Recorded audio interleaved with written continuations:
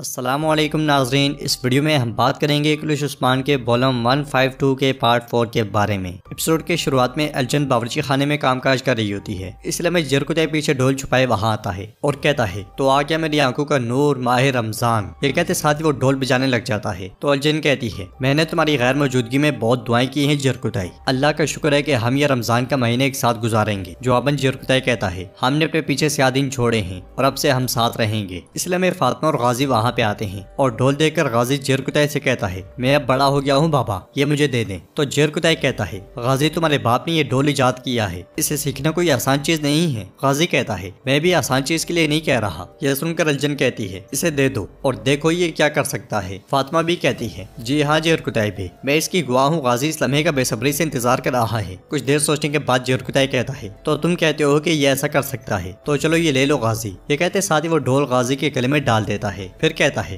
अब मारो। गाजी ढोल बजाता है तो जरकुताई कहता है, सिर्फ ढोल की आवाज काफी नहीं है, इसे बहुत अच्छे अल्फाज की जरूरत है ताकि सब लोग ये सुनते साथ ही अपने कदमों पर उछल पड़े। गाजी कहता है, बाबा मैं जानता हूँ कि मुझे क्या कहना है। ये कहते साथ वो फिर से ढोल बजाने लग जाता है। तो जरकुताई कहता है, हम बहुत शोर सुनने जा रहे हैं। उधर अलाउद्दीन अपने कमरे के अंदर बहुत गुस्से में बैठा होता है। इसलिए मैं उरहान वहाँ पे आता है। तो अलाउद्दीन उससे पूछता है, भाई अगर मैं गोंचा खातून को अगवा कर लूँ तो क्या तुर्कमान सरदार आपस में लड़ेंगे? तो उरहान कहता है, क़यामत बर्पा होगी भाई, क़यामत बर्पा होगी, लेकिन अगर तुमने उसे अगवा नहीं किया तो तुम जलोगे अलाउद्दीन। अलाउद्दीन कहता है, मैं पहले बाबा से बात करूंगा, लेकिन मैं नहीं जानता कि अगर वो मेरे साथ खड़े ना हुए तो मैं क्या करूंगा। हमारे साथ ये क्या हुआ है भाई? मेरे दादा कहा करते थे कि इश्क का इम्तिहान मुश्किल होता है, मोहब्बत जितनी बढ़ेगी इम्तिहान उतना ही मुश्किल होगा। और हान कहता है, मैं सिर्फ अपने हाल पर गमगीन था, अब हम दोनों एक ही आग में जल रहे हैं। मुझे नहीं मालूम कि हमें क्या करना चाहिए। एक तरफ रियासत है और दूसरी तरफ वो औरत जिससे मैं मोहब्बत करता हूँ। मजीद ये कि वो जिंदान में भी है, टूटा हुआ दिल और बिखरा हुआ दिमाग, उसका जिस्म और मेरा दिल जिंदान में है भाई। तो अलाउद्दीन कहता है, मेरे साथ भी ऐसा ही है, वो वहाँ राहदारी के आखिर में है। मैं उसकी सांसें तो सुन सकता हूँ मगर उसके पास नहीं जा सकता,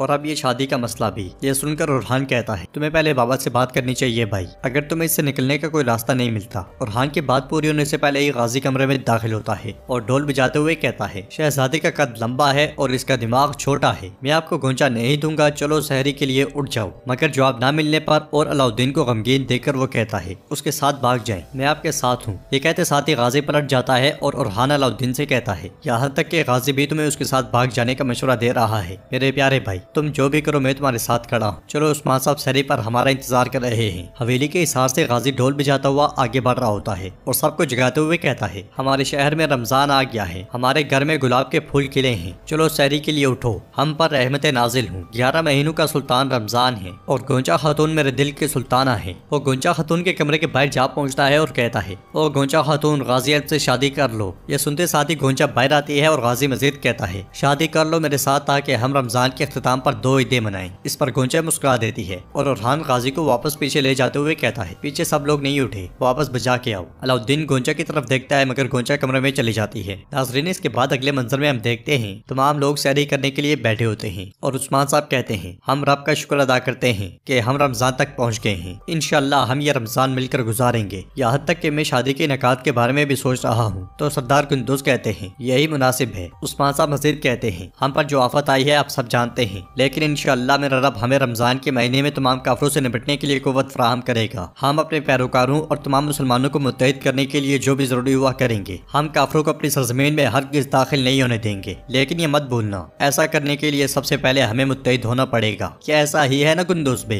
तो सरदार कुंदुस कहते हैं, बिल्कुल ऐसा ही है उस्मान साहब। फिर उस्मान साहब मेहमद से कहते हैं, मुझे अपने बारे में बताए मेहमद बे, जबकि काफिर हमारी तरफ देखते हुए दांत पीस रहा है, हमें अपने सफ़ों को मुत्तहिद करना चाहिए, और जब वो अपने दांत हम पर गाड़ने की कोशिश करेगा तो पहले उसके दांत टूटेंगे। जवाबन मेहमद कहता है, बिल्कुल उस्मान साहब, बिल्कुल, हमारी जो जिम्मेदारी है हम करेंगे। मेहमद का शुक्रिया अदा करने के बाद उस्मान साहब कनूर से कहते हैं, अतरानोस के मुहासरे पर मौजूद सिपाहियों को सहरी दे दी गई है? तो कनूर कहता है, हुजूर हमने सुबह ही सारी तैयारी कर ली थी। फिर मनून खातून कहती है, रमजान के खाने का सामान हमने यानी शहर के लोगों में तकसीम कर दिया है मेरे हुजूर। बाला खातून कहती है, और कुंदुस साहब के खानदान की तमाम जरूरियात पूरी कर दी गई हैं। यह सुनकर उस्मान साहब कहते हैं, वो शख्स मोमिन नहीं जो खुद सैर होकर खाता है जबकि उसका पड़ोसी फाकों में जिंदगी बसर कर रहा है। ये फरमान है हमारे प्यारे नबी सल्लल्लाहु अलैहि वसल्लम का। वो हमारे पड़ोसी भी नहीं बल्कि घर के फर्द हैं। अगर हमें रोटी का एक निवाला भी मिल जाए तो हम सबको आपस में उसे बांट कर खाना चाहिए। चलो बिस्मिल्लाह करते हैं। ये कहते साथ ही वो सब सैरी करने लग जाते हैं। गोंचा और अलाउद्दीन परेशान होते हुए मुसलसल एक दूसरे को देख रहे होते हैं। नाज़रीन, इसके बाद हम सुबह के वक्त देखते हैं अदालत के लिए सिपाही और खवातीन शहर में तैयारियां कर रहे होते हैं। मरकजी कमरे में मौजूद उस्मान साहब नक्शे को देखते हुए गुस्से से कहते हैं, इमरान तेगन, मैं तुम्हें अतरानुस के किले में जिंदा दफन कर दूंगा जहाँ तुम छुपे हुए हो। अल्लाह हमारे साथ है, अल्लाह हमारे साथ है। इसी दौरान खवातीन और सिपाही वहाँ पे आते हैं और मनून खातून पूछती हैं, हुजूर क्या आपने हमें बुलाया था? तो उस्मान साहब कहते हैं, जी हाँ।